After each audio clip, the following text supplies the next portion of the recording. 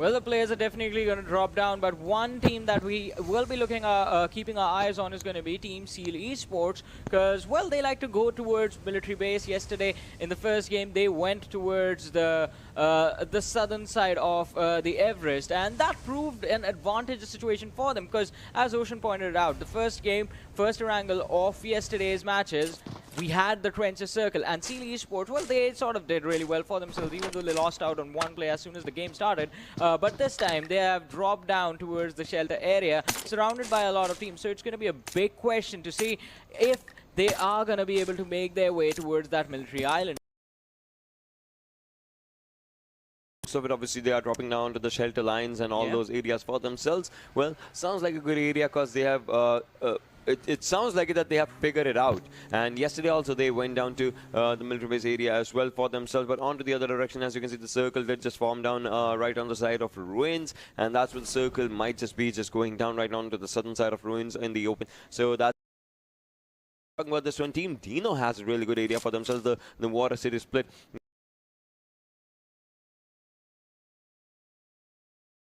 As well, Max Legends will start up their journey from Severny and then will move up forward right from that direction. OPEX is on to the Gatkas area. Like so many teams, so many good areas for them. One big question that I think I would like to ask you, and also our audience wants to ask you, is where's the final circle going to be? Yeah, exactly. That's going to be like one thing, and I already said it's going to be on the sides of ruins, like on the southern side. And who do you think is going to make it? Right, that's on the teams, on their rotations and whatnot. So right off the bat, Team Seal, they started off with a 3-1. Now they have gone for a 2-2 split, right? And they have another team that has gone for a 3-1 split. That is 187 Esports, quite close to them. There. Yeah, exactly. I mean, that's the thing. That's the thing that we just have to talk about, and we have to look forward to see how the things are going to be, how the fights happen. No chance. Sounds like it that they have a good area, but XP Rangers is pretty close to them, so might be early skirmishes, might not be. We still have to see. Yeah, exactly. XP Rangers is pretty close to them. Yeah, XP Rangers, and also no chance. 3-1 drop over here. So if you can see on the radar on. There is one player of XP Rangers in a building, and he has one player of no chance quite close to them. All right, it's not one player, it's three lads. And in fact, it's the entire XP Rangers squad and Kazi. What is this? It was actually Anka, and Anka actually managed to take down. He gets the first finish. He takes down one player from the side of XP Rangers, and it was an instant knock to a finish. To the races, Anka backs off in style once again, ladies and gentlemen, and XB Rangers, a situation which could have been advantageous to them. Big disadvantage, because now if they fight the team of no chance, it is going to be a 3 versus 4. It just started off right onto this one. Nank obviously, building up a good fight for the team, for themselves, trying to build up a good momentum as well. NRC, we just talk about that one. Amar has a good area, but the thing is, he is away from balance them out somehow. That's just one thing. But Team Dino, if you just talk about it, like they are pretty close to this to the final circle-ish area, like once it will be. So that's just going to be one thing in the circle. Slowly, and all the players are just out there. One player onto the other side, onto the a bit of a Northern Ireland-ish area. So that's just going to be one thing as we just talk about it. So just like onto these areas, are looking forward to. Yeah, definitely, and I think even we are going to look forward from each other. So apart from that one initial skirmish between the players of No Chance and XB Rangers, I don't think we're going to fight. So for now, everyone is going to be just in a comfortable stance where they're going to be looting their areas and just keeping an eye on their surroundings, just trying to see if they can spawn angles and off positions and whatnot. So that kind of will be creating a lot of difference onto the players' mentalities as well. 4 games, yeah, yesterday's 4 with their points yesterday, day before yesterday, that creates a momentum, and they have to carried forward in the first game, and that they have to carry forward in the next consecutive game. So these players obviously will have to go for a really slow start in these games. All right, so Ocean, since I don't think we're going to expect any action in this matchup, and if it occurs, we're going to talk about it. But for now, I think I'll ask you one other question that I think the audience wants to know the answer to. How difficult it is to read the circles and to be able to judge them the way you do, the way some of the IGLs do inside of the match. How do you go about that process? It's kind of really important, right, when we talk about judging the circle, because first of all, even if you judge the first circle, second, something like that, it still stays as a gamble against you and against your opponents, right? Because you think the circle's going to go at, suppose, X mark, and you want to just move there. There's a gamble. Onto your rotation, some team might just take you down, or once you reach that mark, there might be some team already out there. So first of all, you can mental gamble, because if you thought of it, like, and that happens after a lot after like third. Already formulate their areas, already try to find the center of the consecutive circles and try and move. Something like getting a hold of a good area inside the circle means that if a team is just rotating around you, you can try and take him down, because the team that is onto the rotations will be in the open whilst you will be in the house or something. So you can try and take one, something like that, and that creates a whole lot of difference. And talking about Markman right now, by the looks of it, it sounds like Markman again is looking on a really good rotation. Sounds like a good area for themselves. Yeah, they have a lot of cover, they have a lot of houses in that position, and they have the potential to hold their ground. But we do see two players in those houses and lads getting out of all. It could be a gamble because you don't know what's on the other side. On the other side, really far away, there could be a team holding that position, and they could be looking in your direction right now. Just have the crosshairs ADS into your position, and as you have to be prepared for situations, be it the best case scenario, you go in, you are all alone and you get a good position, or you getting taken down in a rotation, a team waiting for you in the center of the circle. You have to be prepared for all that. What makes the game interesting is going to be the hard shifts. Yeah, I mean, that happens like on the third, fourth circle, something like that. The hard shifts, they play against you sometimes. Well, if a hard next to Dino's, and Seal9 right now just moving up against their own will, and we are spectating Ghosty right now, but the other players were the ones that were shooting at him, so that's just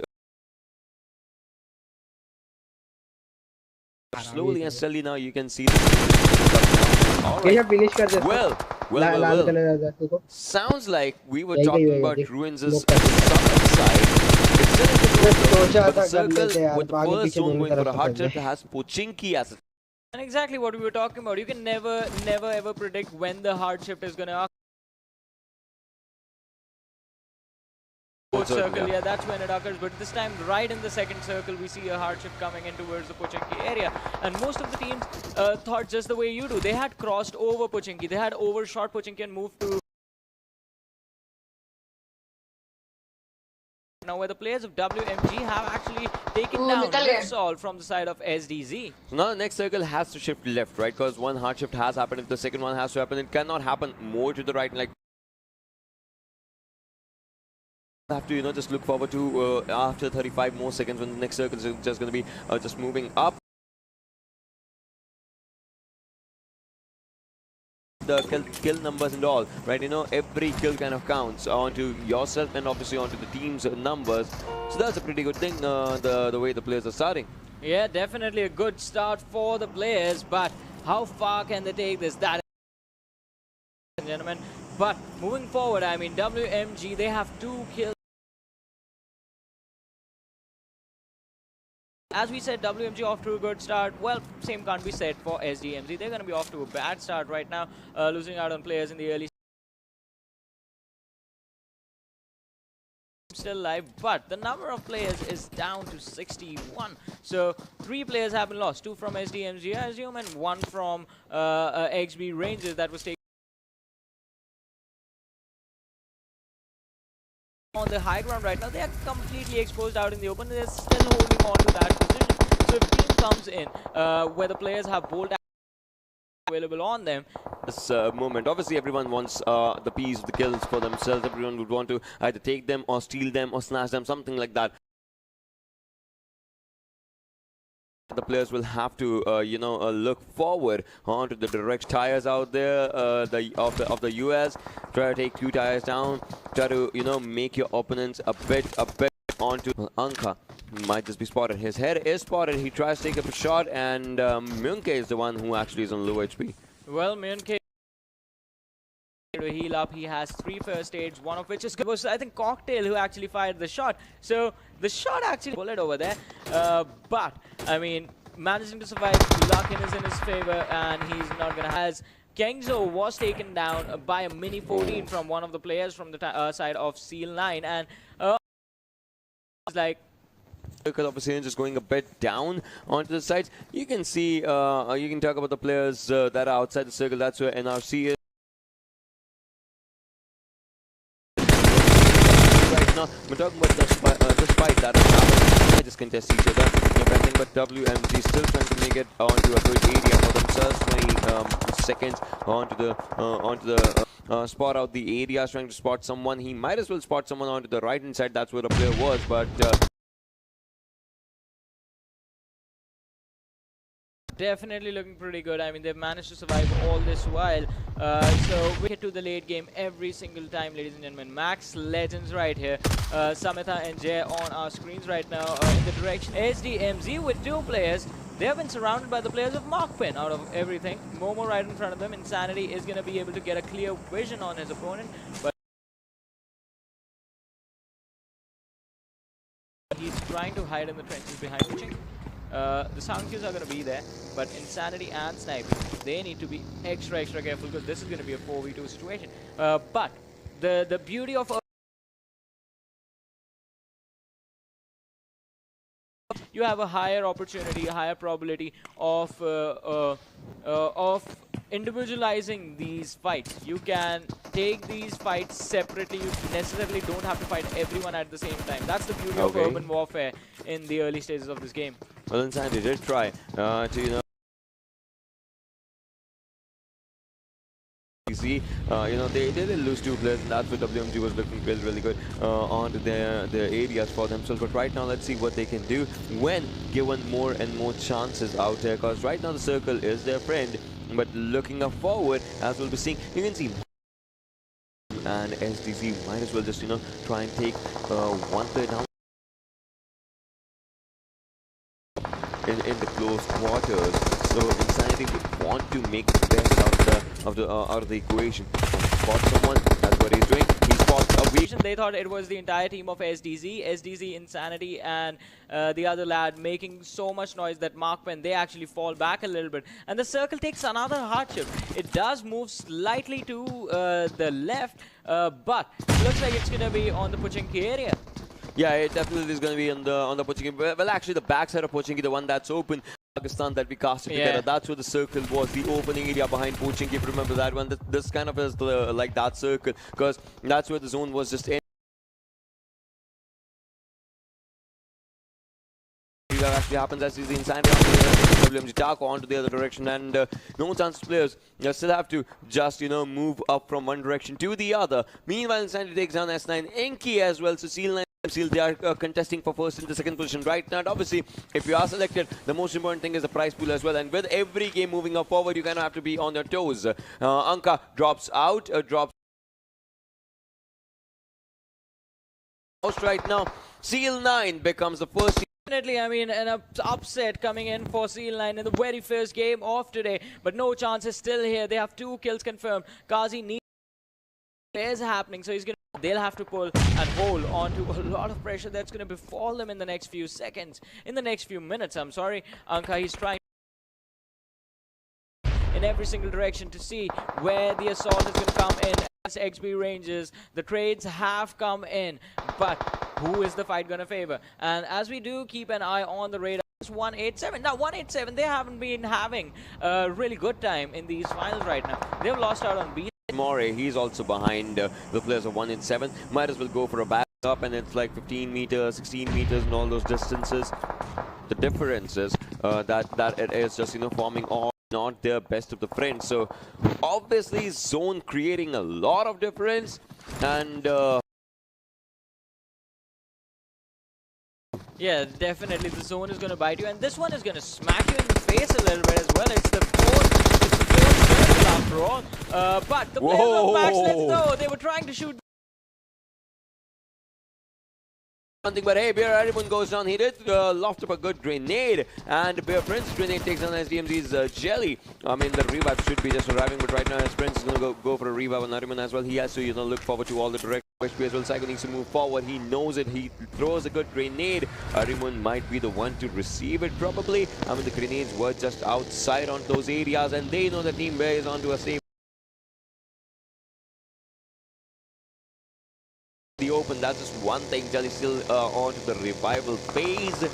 Talking about everything. Yeah. Fifth zone's coming up, and with this one, still 15 teams surviving. 20-minute marker. Because this is going to be an open area, right? You have the ridges to get the cover. You have the rocks available to you as well. But for 15 players, it's going to be a little bit less. And talking about things being a little less, well, Team Bear, they are not on it. Take on the players of SDZ, but 187 in some trouble. Napu, the only man surviving. Murray to his opponent. Oh no, Napu is going to be finished off, and with that, 187, they get eliminated.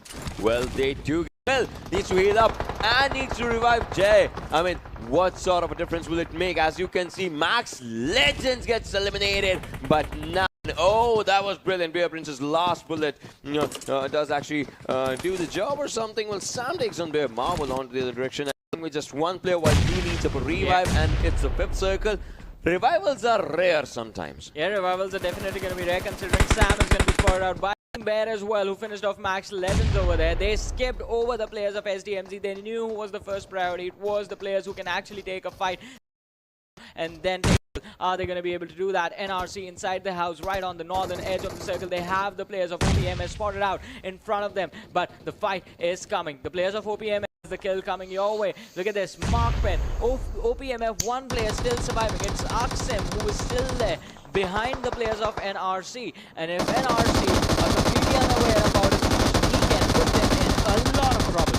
No chance. Kingzo was put down to a real low HP. Right now, Illusion takes on B2. Afrika. Talking about B2, you can see the team. They can be backstabbed by OPEX. Also looking onto those directions. Dino taking down X-Burn. So quite a lot of fights just happening, and that kind of just makes it a tricky affair. But the zone is with Markman, and that is where we were talking about. The circle, the game that we were talking about. The cast previously as well. So it kind of sounds like the same circle. Obviously did throw a lot of curveballs onto the areas, but right now Team Bears Sog has been spotted right onto the fights right now. But Team Steel Baron, he's on really low HP. I mean, he needs to heal up, otherwise it will be trouble. Yeah, it is definitely going to be trouble, but I think the glitch that the players of they are barely inside the circle, so the circle is still on them. They don't have to move much to stay inside the cover. But the problem is in the fact that, well, they will have to fight a lot of teams that will head in their directions. The players of NRC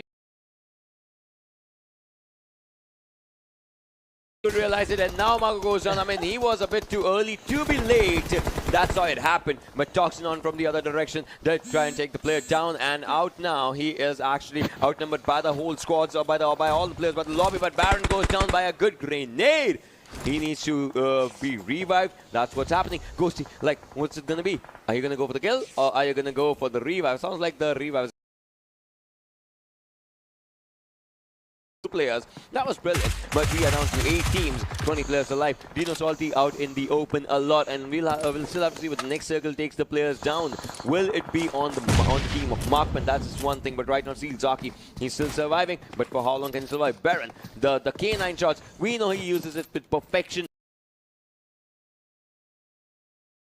Man was responsible for getting major chunk of the kills for his team, but he has to do it again today. It's just him and Zaki, 2 players surviving. Wally is not there. Wally is also a high fragging player for Team Seal Esports, so can he do that?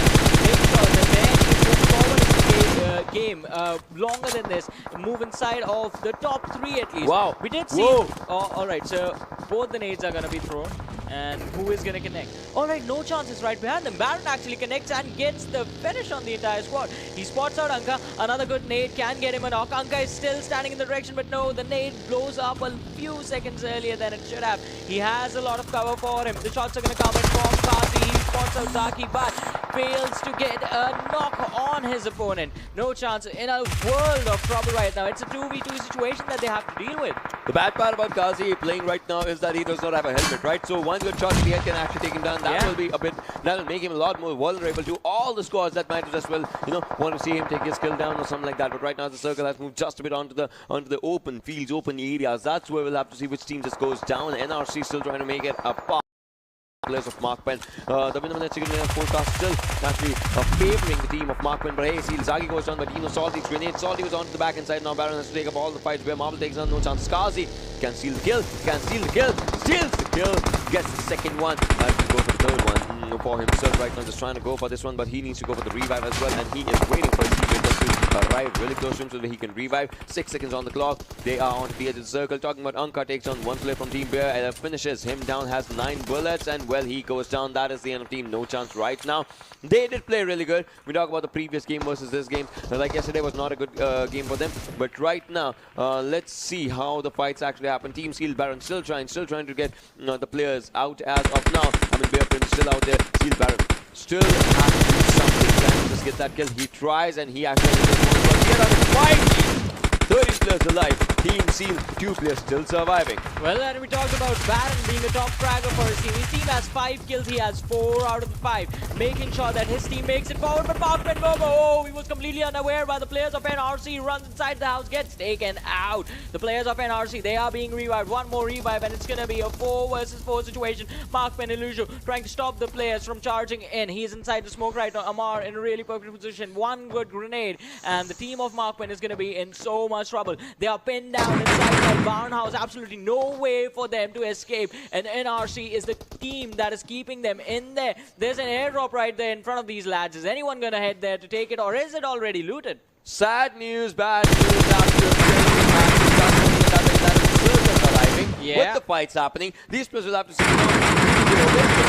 circle or is it the fights? Do they go inside the circle in the next zone? Because that's important. But hey, NRC Pablo has been spotted down. But onto the other side, Markman Luch also goes on a Mars grenade. So somehow it's a win-lose fight that is happening on both the directions. Amar is really close. He wants to just barge in onto the areas and now the circle. 19 meters over. 19 meters shy of this area. Dino Salty right on the right direction. Might as well take one player down. I mean, that's just one thing. He wants to get it as his game. Team Seal is also just arriving out here. Pelzeng is out in the open. Does he know that Zaki might as well just spot him down and take him down? Like, that's one thing that Zaki would love to do in this location, this situation. I mean, Markman, all they need to do is take those players down. By the looks of it, he is trying to spot someone past. Let's